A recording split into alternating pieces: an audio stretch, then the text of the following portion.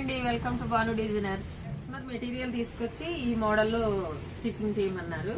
Customer వచ్చి black పైన బాడీకి వచ్చి ఇలా వేయమని కింద ప్లెయిన్ క్లాత్ ఇచ్చారనమాట.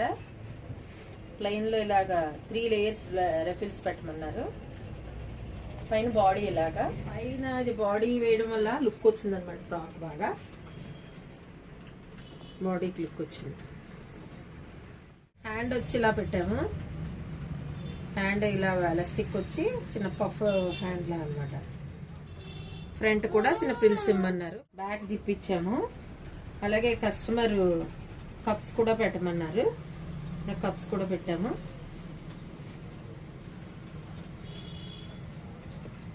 మనకి రెడీమేడ్ లుక్ వచ్చింది అనమాట.